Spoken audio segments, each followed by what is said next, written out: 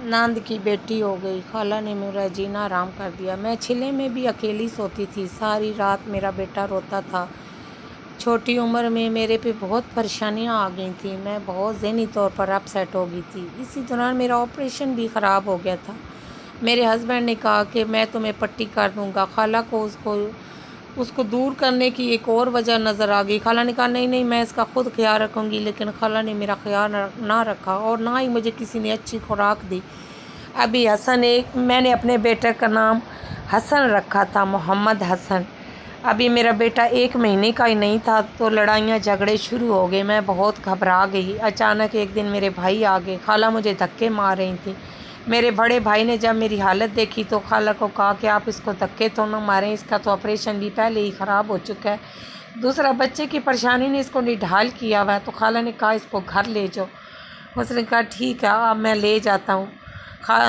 وہ بھائی نے کہا کہ ٹھیک ہے میں لے جاتا ہوں۔ خالہ نے فوراً گاڑی نکلوائی، میرے دیور اور میرے ہسبینڈ کو کہا کہ اس کا سامان اٹھا کے اس میں پھینکو اور ہم اس کو چھوڑ کے آئیں۔ خالہ نے مجھے چھوٹے سے بیبی کے ساتھ بھائی کے گھر بھیج دیا۔ بھائی کے گھر میری امی آئی ہوئی تھی، امی نے مجھے سینے سے لگایا، مجھے حلوہ بنا کے دیا، مجھے دیسی گھی قیمہ منگوا کے دیا۔ بھابھی نے اور امی نے مجھے سنبھال لیا۔ خالہ نے پھر میرا پتہ تک نہ کیا۔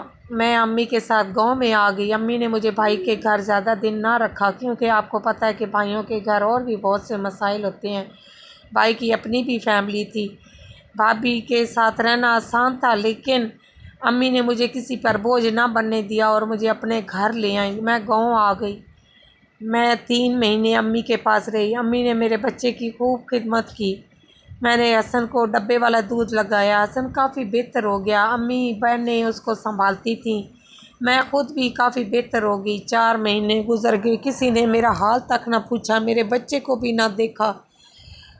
سارے خاندان میں شور مچ گیا کہ ہم نے اس کو طلاق دے دینی ہے، ہم نے نہیں رکھنا، یہ بیٹا پیدا کر کے چوڑ ہو گئی ہے۔ کسی نے میری فیلنگز نہ سمجھی۔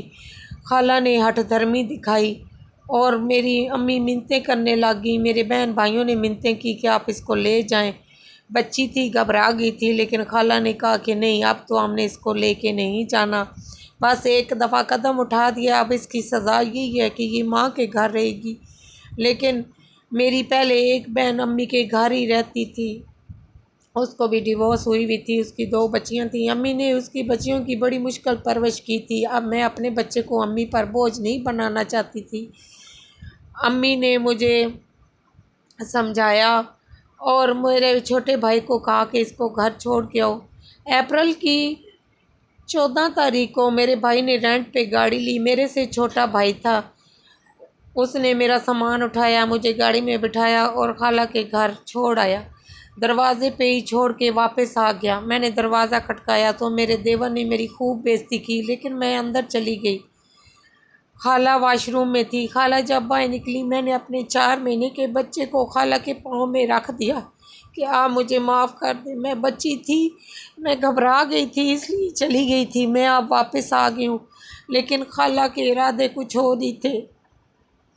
خالہ نے میرے ساتھ بہت بدتمیزی کی، بہت غصہ کیا اور میرے ہسبینڈ کو فون کر دیا، وہ آفس گئے ہوئے تھے کہ تم نے اب پکا رہنا ہے، اس کو منہ نہیں لگانا، لیکن میں خالہ کی پالیسی سمجھ نہ سکی۔ شام کو جلیل آئے تو خالہ نے بہت ڈرامہ کریٹ کیا، میرے گود سے میرا بچہ لے گئی کہ میں نے جلیل کے دوست کو بچہ ملوانا ہے، لیکن انہوں نے گھر کے باہر جلیل کو بچہ ملوایا اور اس کو سمجھا دیا کہ بیوی کے سامنے بچے کو ہاتھ تک نہ لگانا، وہ چوری ہو جائے گی۔ مجھے کوئی ان کی پلاننگ سمجھ نہیں آئی، میں روٹین کے کاموں میں لگ گئی، بہت خوش تھی کہ میں اپنے گھر آ گئی ہوں۔ میں نے اپنے دیور سے کہا کہ میرا بچہ پھر ڈبے والا دودھ پیتا ہے، اس نے کہا کوئی بات نہیں، دودھ میں لے آؤں گا۔ خالہ نے اس بات پر بھی خوب شور مچایا اور خوب لڑائی کی۔